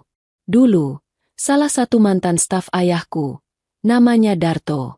Dia berhenti kerja setahun sebelum ayah meninggal. Dan dia juga orang terakhir yang mengantarkan Burhan keluar kantor waktu itu. Reno menatapnya cemas. Mas, maksudnya mereka kerja sama? Mungkin, jawab Alex lirih. Atau mungkin ada hal yang lebih besar dari yang kita duga. Sementara itu, di rumah, Laila menemani Nyonya Ratna sarapan bubur. Wajah wanita tua itu tampak sedikit lebih segar pagi ini. Ibu, nanti sore kita ke taman lagi, ya, kata Laila sambil menyuapkan sendok kecil. Tuan Alex pasti senang lihat ibu makin kuat. Iya. Ratna menatapnya lembut. Lalu dengan suara lemah berbisik. Laila, hati-hati. Laila berhenti sejenak. Kenapa, Bu? Tapi Nyonya. Ratna hanya menatapnya lama. Lalu tersenyum samar tanpa menjawab. Laila merasakan dingin di punggungnya. Seolah peringatan itu bukan sekadar ucapan. Menjelang sore, Alex pulang dari kantor lebih awal. Ia membawa beberapa berkas dan satu foto lama ayahnya bersama Burhan di proyek Timur. Foto itu diambil sebelum kejadian pencurian material. Dalam foto itu, mereka tampak akrab, tersenyum, dan berdiri berdampingan di depan gudang besar. Alex menatap foto itu lama. Kalau benar ibu bilang Burhan bukan musuh, berarti ada orang lain di balik semua ini. Malamnya, ia duduk di taman bersama Reno dan Bagas. Angin berembus pelan, membawa suara jangkrik dari kejauhan. Aku mau kita buat rencana, kata Alex. Kita umpan orang itu. Gunakan kabar kalau aku mau jual rumah ini. Sebarkan pelan-pelan lewat orang luar. Aku mau lihat siapa yang muncul duluan. Reno dan Bagas saling pandang, lalu mengangguk. Baik, Mas. Sementara mereka berbicara, dari jendela lantai 2, Laila mengintip pelan. Ia tak bisa mendengar jelas percakapan mereka, tapi ia tahu sesuatu besar sedang disiapkan. Dan entah kenapa, hatinya mulai gelisah. Saat ia kembali duduk di sisi ranjang Nyonya Ratna, tiba-tiba wanita tua itu memegang pergelangan tangannya. Cengkeramannya kuat untuk ukuran seseorang yang lumpuh. Ibu kenapa? Tanya Laila kaget. Iya. Ratna berbisik pelan, nyaris tanpa suara. Burhan, bukan jahat, yang jahat, orang dekat. Laila membeku. Orang dekat. Tapi Nyonya Ratna sudah kembali diam. Matanya menatap kosong ke langit-langit kamar. Laila memegangi tangannya erat. Matanya bergetar. Ia tahu, rahasia besar yang disembunyikan keluarga ini belum selesai. Dan mungkin, orang yang dianggap penyelamat bisa saja ternyata penyebab luka itu sendiri. Malam semakin larut. Langit tampak pekat. Di ruang kerja, Alex menatap layar CCTV yang menampilkan rumah dari berbagai sudut. Ia tidak sadar, di salah satu layar kecil di pojok kanan bawah, ada bayangan halus bergerak di lorong belakang rumah. Bayangan itu berhenti tepat di depan pintu kamar ibunya. Angin malam berhembus lembut di luar, tapi di dalam rumah besar keluarga Wijaya, udara terasa berat. Hening panjang menyelimuti setiap sudut. Hanya jam dinding di ruang tengah yang berdetak pelan, memecah sunyi yang menegangkan. Alex duduk di ruang kerja dengan tatapan tajam ke arah layar monitor. Matanya menatap titik kecil di pojok bawah, kamera lorong belakang yang baru dipasang Reno. Sesuatu bergerak di sana. Bayangan. Samar. Tapi jelas bukan pantulan cahaya. Ia memperbesar tampilan. Sosok itu berhenti tepat di depan pintu kamar ibunya. Tidak terlalu tinggi, berpakaian hitam. Wajahnya tak terlihat karena tertutup kain penutup kepala. Tapi gerak tubuhnya tenang, seperti seseorang yang sudah hafal dengan isi rumah ini. Reno, panggil Alex pelan, menekan tombol intercom. Suara dari alat kecil di meja menjawab cepat. Ya, Mas. Cek lorong belakang sekarang. Ada yang jalan di depan kamar ibu. Siap, Mas. Saya ke sana. Alex menatap layar tanpa berkedip. Reno terlihat di kamera taman sedang berlari cepat menuju pintu belakang. Namun bayangan di lorong itu tidak bergerak. Hanya berdiri di depan pintu kamar. Lama, seperti mendengarkan sesuatu dari dalam. Tiba-tiba pintu kamar terbuka sedikit. Alex langsung berdiri. Napasnya tercekat. Di layar, terlihat Laila keluar dari kamar sambil membawa air di baskom kecil. Ia tampak kaget melihat seseorang di depan pintu. Bibirnya bergerak, tapi tanpa suara di rekaman. Alex memutar volume monitor. Suara samar masuk ke speaker. Siapa kamu? Terdengar suara Laila. Pelan tapi waspada. Sosok itu tidak menjawab. Hanya menatap Laila beberapa detik. Lalu melangkah mundur. Dalam sekejap, bayangan itu menghilang di ujung lorong. Alex langsung berlari keluar ruangan.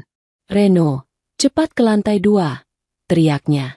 Ia menaiki tangga dengan langkah besar. Nafasnya terengah. Saat sampai di koridor lantai 2, Laila berdiri di depan kamar ibunya dengan wajah pucat. Baskom di tangannya gemetar. Airnya tumpah ke lantai. "Tuan." Suaranya bergetar. "Barusan ada orang." "Aku lihat," jawab Alex cepat. "Kamu nggak apa-apa?" Laila menggeleng. Dia cuma berdiri. "Tuan." Nggak ngomong apa-apa. Tapi saya lihat wajahnya sebentar. Dari cahaya lampu. Wajahnya kayak luka bakar. Alex menatapnya serius. "Luka bakar?" "Iya, Tuan." Di pipi sebelah kiri. Separuh wajahnya gosong. Saya kaget sampai nggak bisa bicara. Sebelum Alex sempat menjawab, Reno muncul dari ujung koridor sambil membawa senter. "Mas, saya udah keliling taman. Nggak ada siapapun." Alex menatap ke arah jendela di ujung lorong. "Dia keluar lewat situ." "Tapi, Mas, jendela itu tinggi. Kalau orang biasa nggak mungkin bisa lompat segitu." Alex menatap jendela itu lama. Bayangan di pikirannya mulai membentuk sesuatu yang lebih gelap dari sekadar dendam. Pagi berikutnya, suasana rumah seolah menahan napas. Semua orang bicara pelan. Reno dan Bagas memperketat penjagaan. Big Asih tak berhenti membaca doa di dapur. Laila tetap merawat Nyonya Ratna seperti biasa, tapi matanya sering melirik ke jendela. Takut bayangan itu muncul lagi. Saat tengah hari, Dokter Pram datang untuk pemeriksaan rutin. Namun kali ini, ekspresi wajahnya tampak heran. "Mas Alex," katanya setelah selesai memeriksa. "Ini aneh. Kondisi Bu Ratna membaik jauh lebih cepat dari perkiraan. Saraf kakinya sudah mulai merespons pijatan ringan." Alex menatap dokter itu dengan tatapan kosong. "Jadi ibu benar-benar bisa sembuh?" "Kalau proses ini terus berjalan, saya yakin beliau bisa bicara lancar beberapa minggu lagi." Laila yang berdiri di sisi ranjang menunduk. Matanya berkaca-kaca. "Allah baik sekali, Dok." Namun setelah dokter pergi, Alex duduk di kursi dekat jendela, diam. Laila memperhatikan wajahnya yang tampak jauh, seperti memikirkan sesuatu yang besar. "Tuan, masih kepikiran orang semalam?" tanya Laila hati-hati. Alex menatap keluar jendela. "Iya. Kamu bilang separuh wajahnya terbakar, kan?" "Iya, Tuan." Alex menelan ludah. "Burhan. 5 tahun lalu dia sempat kecelakaan di proyek. Waktu itu ledakan dari tangki bahan bakar kena ke arah wajahnya. Aku baru ingat sekarang." Laila tertegun. "Jadi yang datang itu Burhan?" "Mungkin. Tapi kenapa dia nggak menyerang? Kenapa dia cuma berdiri di depan kamar ibu?" Hening beberapa detik. Laila menatap lantai, lalu berkata pelan. "Mungkin dia datang bukan buat menyakiti, Tuan, tapi buat melihat." "Melihat?" "Iya. Mungkin dia cuma mau lihat ibu masih hidup atau enggak." Alex menatap gadis itu lama. Kalimat sederhana itu menusuk hatinya lebih dalam dari yang ia kira. Ia merasa ada kebenaran di sana, tapi juga sesuatu yang lebih rumit di baliknya. Malam harinya, Laila sedang menyiapkan air hangat di dapur ketika Big Asih masuk membawa nampan.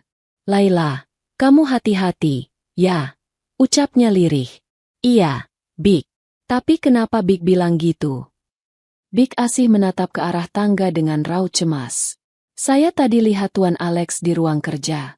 Dia kelihatan gelisah banget. Kayak ada yang dia sembunyiin." Laila menatapnya kaget. "Maksud Big?" "Entahlah. Tapi saya dengar dia ngomong sendiri pelan. Katanya mau ketemu orang yang bisa kasih tahu kebenaran kecelakaan 2 tahun lalu." Laila menggigit bibir. "Burhan," bisiknya tanpa sadar. Sementara itu, di ruang kerja, Alex sedang memeriksa tumpukan berkas kecelakaan ayahnya. Foto-foto mobil yang hancur, laporan polisi, dan catatan medis ibunya. Di lembar laporan terakhir, ada tulisan tangan kecil dari pihak kepolisian. Saksi lapangan melaporkan ada pria berjaket hitam terlihat di lokasi sebelum tabrakan. Alex menatap catatan itu dengan rahang mengeras. "Itu pasti dia," gumamnya. "Burhan memang ada di sana." Ia mengambil ponsel, mengetik cepat, dan menghubungi Reno. Ren, besok pagi kita ke Cimanggis lagi. Aku mau pastikan rumah Burhan benar-benar kosong. Dan cari siapapun yang kenal dia. Baik, Mas. Setelah telepon ditutup, Alex menatap foto ayahnya di meja kerja. Aku nggak akan berhenti sampai semua jelas. Ayah. Keesokan harinya, mereka berangkat pagi. Rumah yang dimaksud Reno berada di ujung jalan sempit, dikelilingi pohon bambu dan pagar besi berkarat. Cat dindingnya sudah pudar, sebagian atapnya miring. Seorang lelaki tua tetangga rumah keluar sambil menyapu halaman. Alex menghampirinya dengan sopan. Permisi, Pak. Apa benar ini rumah Pak Burhan Saputra? Lelaki itu mengangguk. Iya, Nak. Tapi dia udah nggak tinggal di sini. 2 minggu lalu dijemput orang. Katanya mau kerja lagi buat orang lama. Orang lama? Maksudnya? Lelaki itu mengerutkan dahi. Saya lupa namanya. Tapi dia nyebut-nyebut nama. Surya Wijaya. Itu bukan nama ayahmu, Nak? Alex tertegun. Iya. Surya Wijaya itu ayah saya. Suara jangkrik terdengar samar di kejauhan. Udara terasa dingin tiba-tiba. Reno memandang Alex dengan raut bingung. Mas, berarti Burhan bukan dendam sama keluarga. Tapi, mungkin ada orang yang pakai nama ayahku. Potong Alex cepat. Lelaki tua itu melanjutkan. Dia pernah bilang ke saya, dia mau nemuin orang yang masih berutang penjelasan. Saya kira maksudnya ayahmu. Alex menarik napas panjang. Terima kasih, Pak. Kalau Bapak lihat dia lagi, kabari kami. Sore harinya mereka kembali ke rumah. Laila sudah menunggu di teras. Wajahnya tampak cemas. Bagaimana, Tuan? Alex duduk di kursi, melepas napas panjang. Burhan gak tinggal di sana lagi. Tapi aku dapat sesuatu yang aneh. Laila duduk di depannya, menatap penuh perhatian. Orang bilang Burhan dijemput oleh seseorang yang mengaku dari pihak keluarga kami. Aku nggak tahu siapa. Tapi kalau benar, berarti ada orang dalam yang terlibat. Wajah Laila tampak kaget. Tuan pikir, ada yang sengaja buat keluarga Tuan menderita. Alex menatapnya dalam. Iya, dan aku rasa orang itu masih di sekitar kita. Angin sore berhembus pelan, membuat dedaunan di taman bergoyang lembut. Langit berubah oranye pucat, seolah menyembunyikan sesuatu di balik warnanya yang indah. Laila menatap ke arah jendela kamar nyonya. Ratna di lantai 2. Tuan, katanya pelan. Kalau begitu, siapapun dia belum selesai. Dan saya rasa, malam ini, dia akan kembali. Alex menoleh, menatap Laila tajam. Kenapa kamu bilang begitu? Laila menunduk, menggenggam tangannya sendiri. Karena tadi siang, waktu saya bersihin kamar ibu, saya nemuin ini di bawah ranjang. Ia mengeluarkan benda kecil dari saku bajunya, kunci besi berkarat. Bentuknya persis seperti kunci pintu gudang di belakang rumah. Alex menatapnya lama. Dari mana kamu dapat ini? Laila menjawab dengan suara gemetar. Saya nggak tahu, Tuan. Tapi saya yakin, seseorang baru saja menaruhnya di sana. Dan pada detik itu, mereka berdua sama-sama menyadari satu hal. Malam yang akan datang bukan malam biasa. Malam itu akan membawa mereka pada kebenaran yang selama ini dikubur rapat di rumah tua itu. Kebenaran tentang siapa sebenarnya Burhan, dan siapa orang yang diam-diam mengendalikan semua dari balik bayangan. Malam itu turun dengan sunyi yang aneh. Angin tidak berembus. Daun-daun di taman seolah berhenti bergerak. Langit mendung, tapi tak ada hujan. Hanya suasana pekat yang menggantung di rumah besar keluarga Wijaya. Di ruang tamu, semua lampu dibiarkan menyala. Alex berdiri menatap kunci berkarat yang ditemukan Laila di bawah ranjang ibunya siang tadi. Kunci itu kecil, tapi di tangan Alex, benda itu terasa sangat berat. Seolah membawa masa lalu yang sudah lama terkubur. Big Asi sudah tidur? Tanya Alex tanpa menoleh. Laila menggeleng. Belum, Tuan. Beliau di dapur. Tapi saya suruh istirahat. Big Asi kelihatan takut. Alex menatap gadis itu. Kamu juga takut? Laila menelan ludah. Takut. Iya, Tuan. Tapi lebih banyak penasaran. Alex menghela napas. Penasaran? Iya, Tuan. Saya ingin tahu kenapa orang seperti Burhan rela kembali ke rumah ini setelah sekian lama. Kalau dia benci keluarga Tuan, kenapa dia nggak langsung menyerang? Kenapa dia cuma menatap ibu? Pertanyaan itu membuat Alex diam cukup lama. Ia tahu gadis ini tidak sekadar berkata asal. Ada logika tajam di balik suaranya yang lembut. Laila, katanya perlahan. Malam ini aku mau buka gudang lagi. Aku mau tahu kenapa kunci ini tiba-tiba muncul.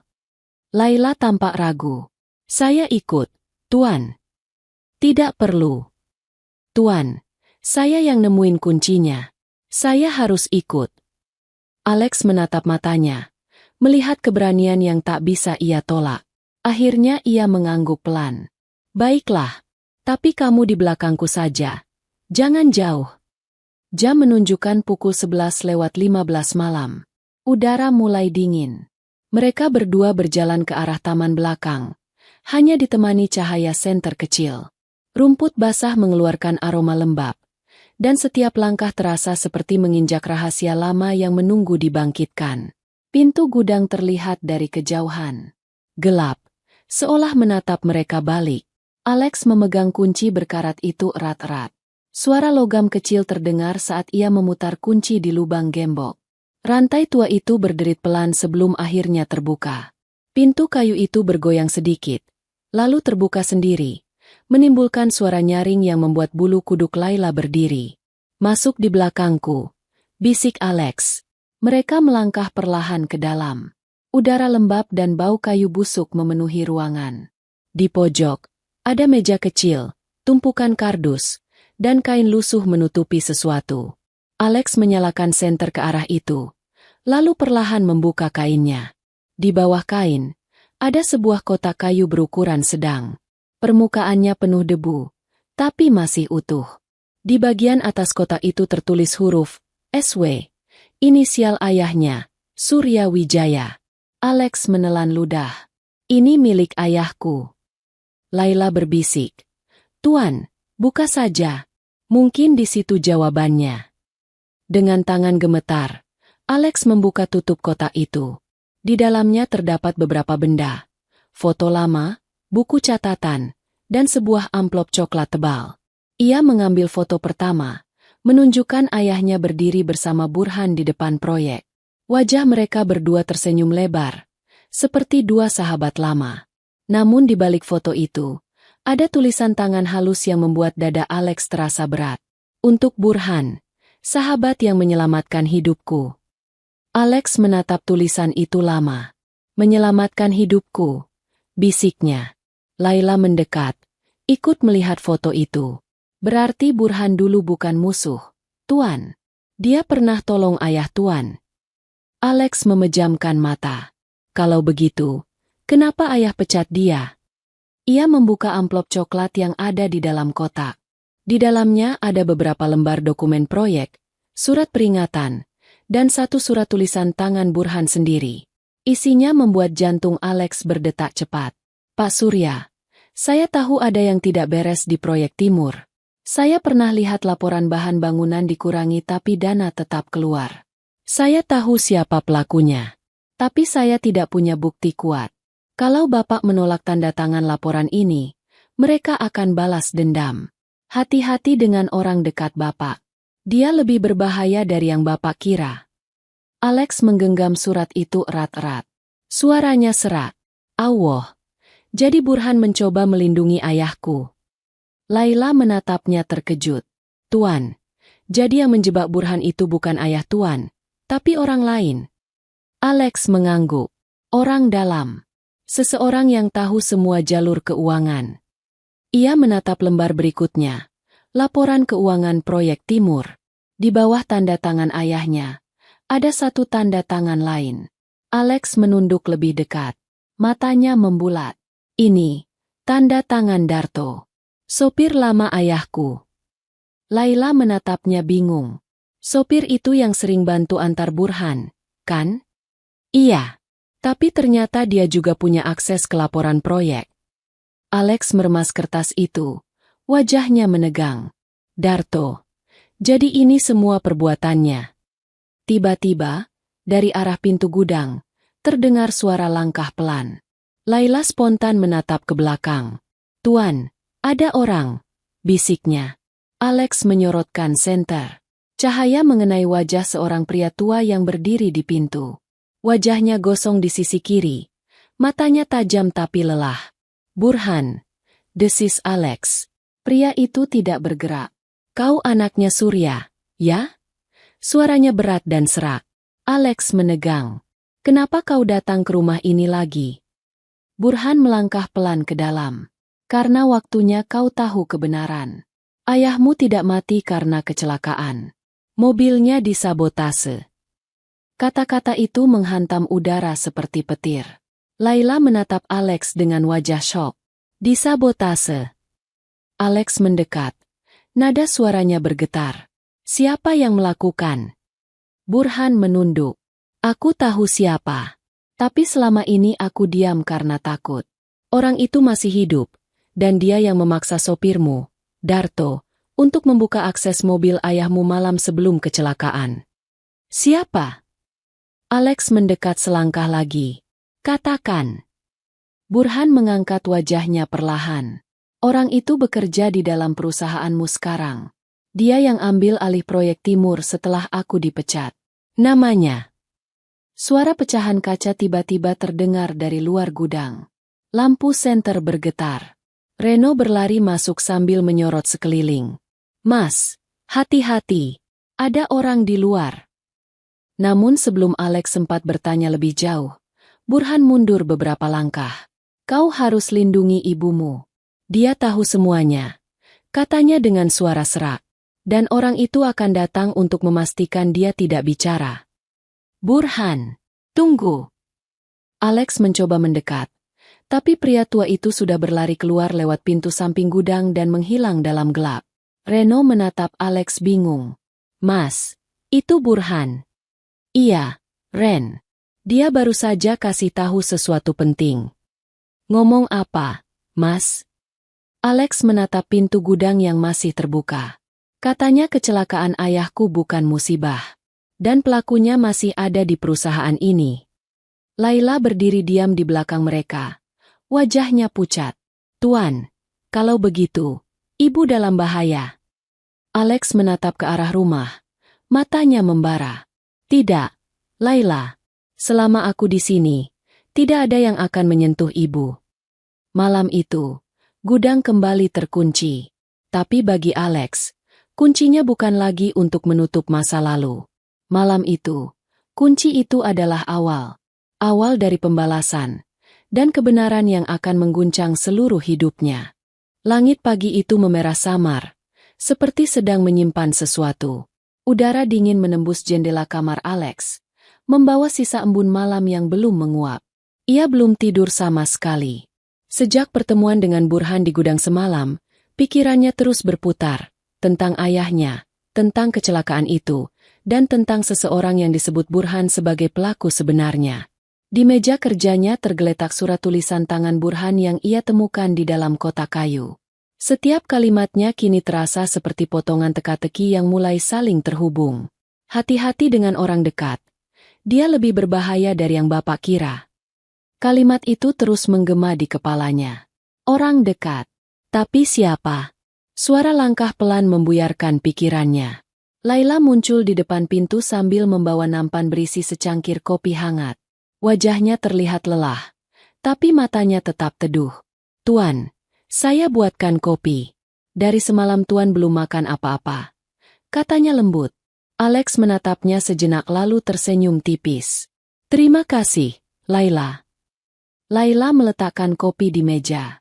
"Saya dengar Tuan bicara lama dengan Pak Burhan semalam. Apa dia bilang sesuatu tentang kecelakaan itu?" Alex menarik napas panjang. "Dia bilang ayahku disabotase. Orang yang melakukannya masih bekerja di perusahaanku sekarang." Laila terkejut. "Siapa orang itu, Tuan?" "Belum tahu pasti. Tapi aku punya dugaan. Ia berdiri, mengambil foto lama ayahnya di proyek. Burhan bukan musuh, Laila. Dia justru melindungi keluarga kami. Dulu aku pikir dia dendam, ternyata dia korban. Laila menunduk pelan. Berarti Tuan harus temui dia lagi. Aku juga ingin. Tapi dia menghilang begitu cepat. Laila berpikir sejenak. Kalau boleh saya tebak, Pak Burhan pasti belum pergi jauh. Saya rasa dia masih di sekitar sini. Alex menatapnya, dan entah kenapa ia merasa yakin dengan firasat gadis itu. Kamu mungkin benar. Siang itu, Alex berangkat ke kantor lebih awal dari biasanya. Ia membawa surat-surat lama dan satu foto ayahnya bersama Burhan. Di ruangannya, ia memanggil Reno. Ren, aku butuh kamu selidiki Darto, ujarnya tegas. Aku curiga dia yang jadi perantara sabotase itu. Reno mengangguk cepat. Baik, Mas. Saya langsung urus. Namun belum 1 jam Reno pergi, sebuah panggilan masuk ke ponsel Alex. Nomor tak dikenal. Suara di seberang terdengar parau dan pelan. Alex, ini Burhan. Alex berdiri spontan. Pak Burhan? Di mana Anda? Aku nggak punya waktu banyak. Aku dengar orang itu lagi nyari aku. Darto bukan dalangnya. Nak, dia cuma disuruh. Disuruh siapa? Hening sebentar. Lalu suara itu menjawab pelan tapi jelas. Orang yang selama ini ada di rumahmu sendiri. Alex membeku. Maksud Bapak siapa? Burhan terbatuk di seberang. Suaranya makin berat. Orang itu datang ke rumahmu bukan baru-baru ini. Dia sudah lama ada di sana. Waktu ibumu masih koma. Tunggu, apa maksud Bapak? Tapi sambungan tiba-tiba terputus. Alex menatap ponselnya dengan dada bergemuruh. Ia langsung meraih kunci mobil dan berlari keluar kantor. Sementara itu di rumah, Laila sedang memijat kaki nyonya Ratna dengan lembut.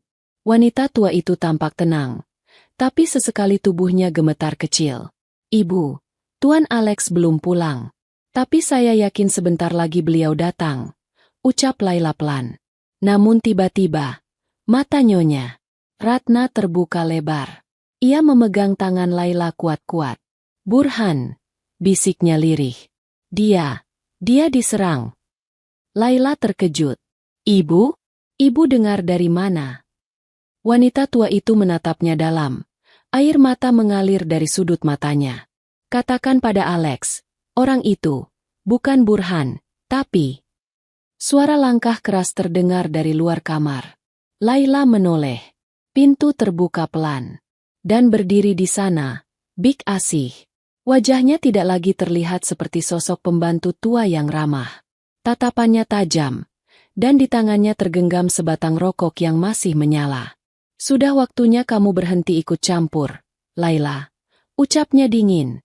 Laila mundur 1 langkah. Big Asih, ini maksudnya apa? Perempuan tua itu tersenyum tipis. Kamu kira aku nggak tahu kamu dan Alex udah buka gudang itu? Big, jangan dekati ibu, kata Laila dengan suara gemetar. Dulu, Burhan juga bilang begitu. Tapi lihat apa yang dia dapat. Luka bakar di wajahnya hasil perbuatanku. Laila membeku. Allah. Burhan itu cuma bodoh, lanjut Big Asih. Suaranya penuh amarah yang selama ini tersembunyi. Dia mau bongkar rahasia proyek ayahmu yang pakai dana siluman, tapi malah dijebak. Aku yang disuruh urus semua, termasuk bikin kecelakaan itu terlihat seperti musibah. Pintu tiba-tiba terbuka keras. Alex berdiri di ambang pintu. Wajahnya merah menahan emosi. Cukup, Big Asih, teriaknya. Big Asih menoleh pelan, tapi tidak tampak terkejut. Ah, akhirnya anak kecil itu pulang juga. Jadi benar kamu yang sabotase mobil ayahku? Perempuan tua itu tertawa dingin. Aku hanya jalankan perintah. Bos besar kalian waktu itu butuh seseorang buat hilangkan Surya karena dia tahu terlalu banyak soal aliran uang haram di proyek Timur. Siapa bos besar itu? Orang yang paling kamu percaya. Darto. Alex terdiam. Tapi Burhan bilang. Burhan gak tahu apa-apa. Dia cuma kambing hitam. Tiba-tiba suara langkah cepat terdengar dari luar. Reno datang bersama 2 satpam perusahaan. Mas Alex, kami tangkap Darto di luar. Dia mau kabur. Darto diseret masuk. Wajahnya panik. Mas, aku bisa jelasin. Aku cuma disuruh Big Asih. Big Asih berteriak marah. Bohong. Kau yang suruh aku racuni rem mobil Pak Surya. Kau yang bilang kalau Burhan akan dijebak biar disalahin. Suara mereka bertumpuk. Ruangan penuh kekacauan. Sampai akhirnya, suara lembut dari ranjang menghentikan semuanya. Cukup. Mereka semua menoleh. Iya. Ratna duduk perlahan di ranjangnya. Tangannya bergetar. Tapi matanya tajam menatap mereka satu persatu. Sudah cukup. Semua ini berhenti hari ini. Alex langsung menghampiri. Ibu, jangan bicara dulu. Tapi Nyonya. Ratna menggeleng. Sudah lama ibu diam. Lex, sekarang saatnya kebenaran keluar. Ia menatap ke arah Big Asih. Aku tahu sejak lama. Aku pura-pura diam karena takut kamu sakiti Alex. Tapi malam kecelakaan itu, aku dengar sendiri suara tawa kamu dan Darto di halaman. Big Asih menatapnya pucat. Jangan bohong. Waktu itu kamu pingsan. Aku pingsan setelah mobilnya menabrak. Tapi sebelum itu, aku dengar kamu bilang, Surya nggak akan sempat buka mulut besok pagi. Tangis Laila pecah. Reno segera memanggil polisi yang sudah menunggu di luar. Darto dan Big Asih akhirnya dibawa pergi malam itu juga. Sementara Alex duduk di sisi ranjang ibunya, menggenggam tangannya erat. Iya. Ratna menatap anaknya dengan senyum lemah. Burhan bukan orang jahat. Nak, dia berusaha selamatkan ayahmu. Tolong carikan dia. Katakan ibu sudah maafkan. Alex mengangguk pelan. Iya, Bu. Aku janji. Beberapa minggu berlalu. Rumah besar itu kembali tenang. Laila masih di sana, merawat Nyonya. Ratna yang kini mulai bisa berdiri dengan bantuan tongkat. Alex sering pulang lebih cepat, bukan untuk bekerja, tapi untuk duduk di taman menemani ibunya dan Laila. Sore itu, Reno datang membawa kabar. Mas, kami temukan Burhan. Dia dirawat di rumah sakit kecil di pinggiran kota. Kondisinya stabil. Alex tersenyum lega. Terima kasih, Ren. Keesokan harinya, Alex datang ke rumah sakit bersama Laila. Di sebuah kamar sederhana, Burhan berbaring dengan perban di wajahnya. Saat Alex masuk, pria tua itu membuka mata. Alex. Suaranya serak. Akhirnya kamu tahu, ya? Alex menunduk haru. Terima kasih sudah lindungi ayah dan ibu. Burhan tersenyum lemah. Sekarang aku bisa tenang. Surya orang baik. Aku cuma ingin namanya bersih. Alex menggenggam tangannya. Sudah, Pak. Semua orang tahu sekarang siapa pelaku sebenarnya. Burhan menatap Laila. Dan kamu, anak muda, terus rawat ibumu, ya? Laila tersenyum. Siap, Pak. Beberapa hari setelah itu, Burhan meninggal dengan tenang di rumah sakit. Pemakamannya sederhana tapi penuh doa. Alex dan ibunya datang, berdiri lama di depan makamnya. Iya, Ratna berbisik pelan. Terima kasih, sahabat lama. Minggu berikutnya, rumah keluarga Wijaya kembali hidup. Bunga-bunga di taman bermekaran. Udara terasa ringan. Iya, Ratna kini bisa berjalan perlahan dengan bantuan Laila. Sore itu, Alex duduk di bangku taman, menatap 2 perempuan paling berharga dalam hidupnya. Allah memang punya rencana yang sulit ditebak, katanya pelan. Kadang, orang yang kita sangka musuh justru malaikat yang dikirim untuk menyelamatkan. Laila menatapnya sambil tersenyum hangat. Dan orang yang kita tolong, bisa jadi cara Allah balas kebaikan. Alex menatapnya lama. Angin sore berembus lembut melewati wajah mereka. Di kejauhan, matahari turun perlahan, meninggalkan cahaya keemasan yang memantul di jendela rumah besar itu. Hari itu, untuk pertama kalinya setelah 2 tahun penuh luka, rumah keluarga Wijaya terasa damai kembali. Tidak ada lagi bayangan. Tidak ada lagi rahasia. Hanya ada ketenangan dan rasa syukur yang mengisi setiap napas mereka. Cerita selesai. Kadang, hidup mempertemukan kita dengan orang yang tak kita sangka. Orang yang kita curigai justru bisa menjadi penyelamat. Seperti Alex, yang akhirnya sadar, Burhan bukan musuh, tapi sahabat ayahnya yang berkorban demi kebenaran. Dan Laila, gadis miskin yang dianggap tak punya apa-apa, justru menjadi cahaya di rumah yang gelap selama bertahun-tahun. Sahabat, kisah ini mengingatkan kita, jangan pernah menilai seseorang dari tampilan luarnya. Karena bisa jadi, di balik kesederhanaannya, ada hati yang paling tulus yang dikirim oleh Allah untuk menyembuhkan luka kita. Terima kasih sudah menyimak sampai akhir. Jangan lupa subscribe, like, dan bagikan kisah ini agar semakin banyak hati yang tersentuh. Sampai jumpa di cerita berikutnya, hanya di 1000 Kisah Nyata. Wassalamualaikum warahmatullahi wabarakatuh.